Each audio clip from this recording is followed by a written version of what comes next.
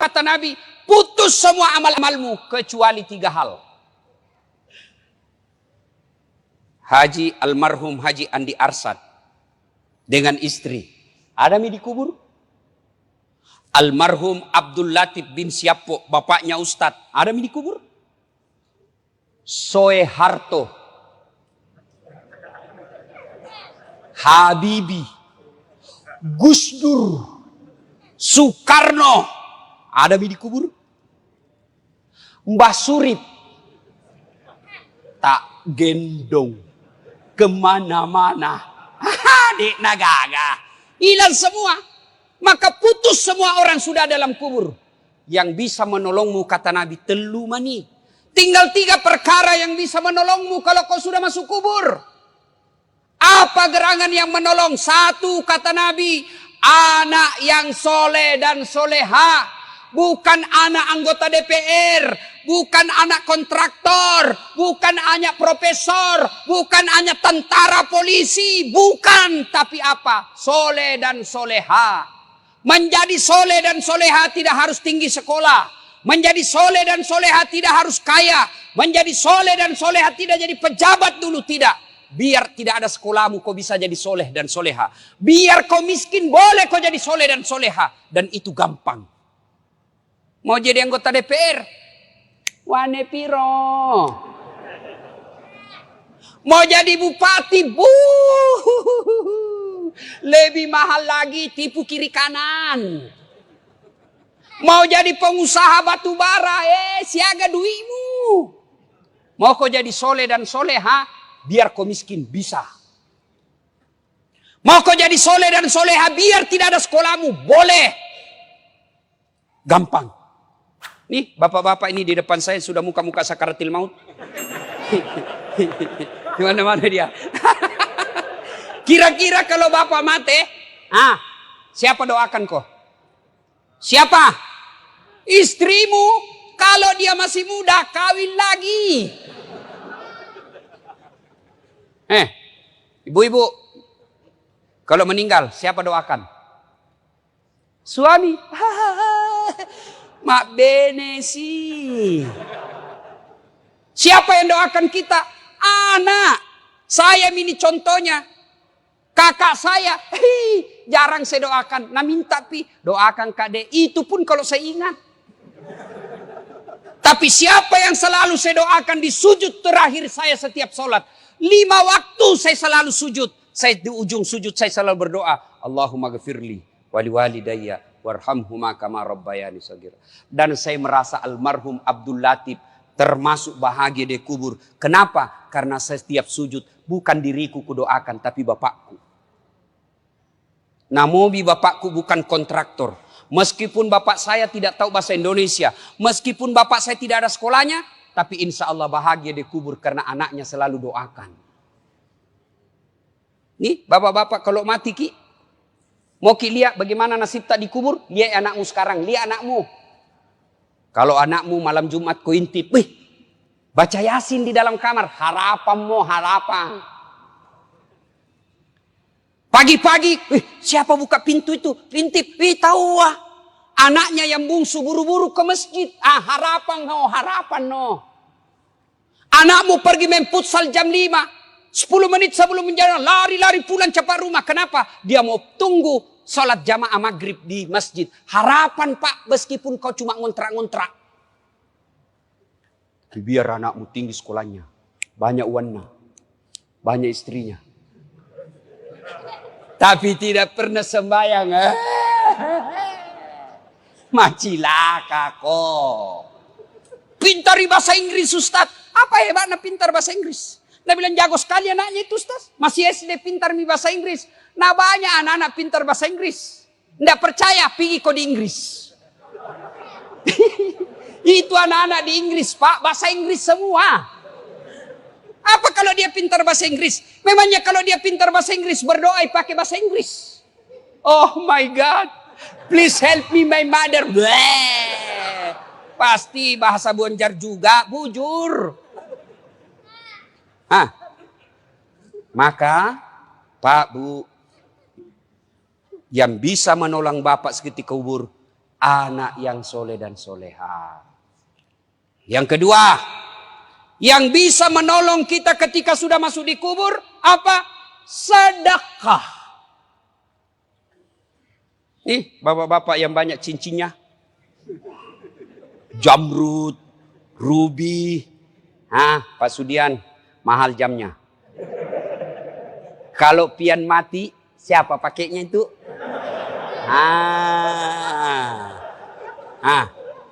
Untung tidak ada ibu-ibu di sini. Saya bilang sama ibu, halo ibu-ibu ini, istri-istri orang kaya. Kalau kau mati, siapa yang pakai cincinmu? Siapa yang pakai gelangmu? Siapa yang pakai kalungmu? Siapa yang pakai antingmu? Siapa yang pakai berlian dan emasmu? Dia teriak, anakku Ustaz, pret. Bukan anakmu yang pakai, siapa? Istri kedua. Karena suamimu pasti kawin lagi. Dia dengar istriku, mamanya cek. Dia dengar ini ceramahku, nah lihat di YouTube. Pulang nah panggil Kak Ustaz. Jadi nanti kalau mati Kak, mau ki kawin lagi. Saya bilang sini kau sayang. Saya kasih tahu kau baik-baik sayangku. Jangankan kau mati, masih hidup kau saja. Nah saya selalu berpikir kawin lagi. Apalagi kau mati no way. Tidak. Maka bapak-bapak, jangan kau berharap nanti anakmu yang sedekah. Jangan. Lebih baik kau sedekah memang nih sekarang. Di Sulawesi Selatan, mohon maaf kalau ada keluarganya di sini. Ada yang namanya Haji Andi Sose. Ketua Legiun Petran, sudah arwah sekarang. Beliau kalau saya tidak salah 99 tahun meninggal atau lebih 100 tahun. Tidak pernah kita dengar sakit. Tidak pernah dihina orang. Tidak pernah kita dengar cerita jelek. Hebatnya 165 masjid dia bangun di Sulawesi. Kalau Bapak ke Sulawesi Selatan, ada Bapak lihat masjid 45, itu beliau yang bangun. Kira-kira di Batu Licin ini, Tanah Bumbu, ada orang membangun 165 masjid. Tidak ada pipa. Dan tidak pernah kita dengar bangkrut. Maka Bapak kalau susah hidupmu, kenapa ini saya miskin terus? Karena tidak mau kau bersedekah. Bagaimana mau bersedekah dan miskin? Bersedekah kok supaya kaya kok. Jangan kau tunggu kaya baru bersedekah. Sedekah itu tidak selalu fulus. Ada masjid dibangun. Ada dengar di komplek kita masjid dibangun. Sedekah kok. Yang kaya sedekah kok dengan semen, besi, tembok, semen. Yang pejabat sedekah kok dengan tanda tanganmu. Yang tidak punya jabatan, yang tidak punya uang, sedekah kau dengan tenagamu, pergi kau angkat semen. Saya tidak kaya, tidak pejabat, tidak kuat Ustaz, tapi saya mahasiswa, sedekah kau dengan otakmu. Pikir bagaimana supaya ini, pikir ini. Ustaz, saya pandai menggambar, nanti saya gambarkan. Saya pandai ada ketik komputerku, saya ketik undangannya. Itu sedekahmu. Saya bukan pejabat, saya bukan orang kaya, saya bukan mahasiswa, saya tidak punya tenaga kerja keras. Apa sedekahmu? Diam kok. Jangan kau banyak bicaramu. Ada juga itu tidak pernah datang berjamaah, tidak pernah nyumbang, tidak pernah ikut rapat. Mak kok bawa nolah cilaka. Ya mega bicara. Sedekah apa? Bapak-bapak ini terutama kita yang sudah tua, sedekah Pak. Demi Allah kalau Bapak sudah masuk kubur, menantinya bukan 1 tahun kau dikubur. Bukan 100 tahun kau dikubur. Tidak balik-balik mako. Mondronok kau tu, dena gagamu lisu. Sedekah Pak. Ada orang tidak mau sedekah pada luannya banyak. Apa nak pikir, anakku kasihan. Bagaimana nanti anakmu lentongi rezekinya. Enak sekali tuh anak. Dikasih sekolah, dikasih menikah. Dibelikan rumah, lahir cucunya kita lagi akekai.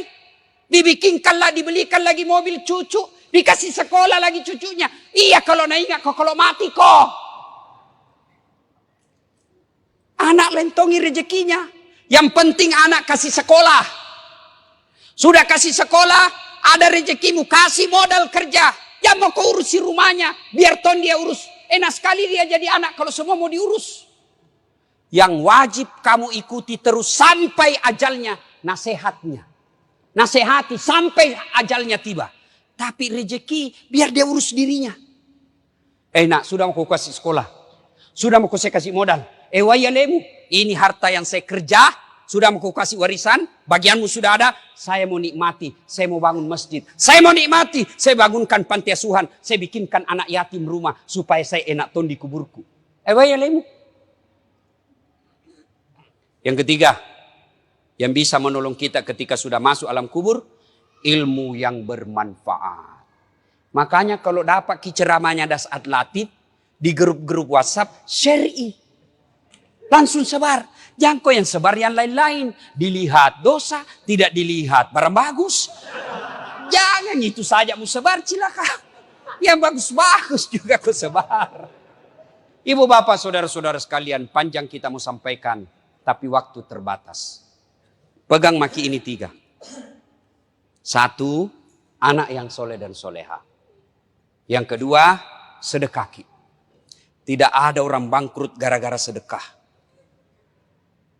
Malah kalau mau bapak kaya tolak bala, sedekah. Kenapa itu anakku Ustaz susah sekali dinasihati? Tidak pernah ku sedekah. Kalau bapak bersedekah, lihat siapa dikasih. Kalau guru kita kasih, Bu Imam kita kasih, Dasat Latif kita kasih, jam mau kau kasih dasi. Nggak usah kau kasih sepatu pantopel. Kapan pindah pakai? Ustaz Pak Imam pakai dasi kupu-kupu. Apa kasih Bu Imam? Kasih sarung dengan amplop. Tapi kasih tong isinya. Nggak ada gunanya amplop kalau tidak isinya. Ayo, anak sekolah, jam mau kau kasih sarung. Lebih utama, kasih bayarkan SPP-nya. Itu lebih manfaat. Kasih yang bermanfaat. Sedekah. Kemudian yang ketiga, ilmu yang bermanfaat. Bapak dalam grup WhatsApp punya 10 grup. Sebarkan 10. 10 grup itu masing-masing anggotanya 100, 1000. 1000 Bapak sebarkan dakwah-dakwah. Masa tidak ada yang ngamalkan? Kalau ada yang ngamalkan, selama dakwah itu diamalkan, maka yang menyebarkan dapat pahala. Ustadznya dapat pahala, yang menyebarkan juga dapat pahala. Tapi sebaliknya kalau Bapak selalu sebarkan berita-berita bohong, seperti hoax soal vaksin. Vaksin ada chip, ada besinya. Komunis. Siapa ajar kok? Bilang ada besinya di sini Ustaz. Mati semua itu tentara sama polisi kalau itu vaksin jelek. Mana ada polisi sama tentara belum divaksin? Tanya mungkin itu polisi ada di sana. Tanya Mi. Tanya. Sudah divaksin toh? Ya mau kau vaksin tidak terima gajimu. Itu. Kalau vaksin ini jelek Pak, pasti tentara sama polisi sama pegawai negeri mati semua Mi. Sudah semua divaksin. Saya sudah divaksin. Alhamdulillah sehat walafiat. Tapi Bapak yang sebarkan berita-berita bohong soal vaksin, selama berita itu beredar, selama itu Bapak edarkan kebohongan, dapat dosa. Meskipun Bapak sudah mati dikubur, dapat kok dosa. Daripada sebarkan berita bohong, mending sebarkan berita kebaikan. Terima kasih, lebih dan kurangnya mohon dimaafkan. Mari kita kirimkan suratul Fatihah kepada Rasulullah Muhammad SAW. Khasiat dan keutamannya kita ikhlaskan kepada almarhumah Hajjah Wardatul Wartiyah binti Haji Abdul Somad dan arwah Haji Andi Arsad Peta Tahang. Al-Fatihah.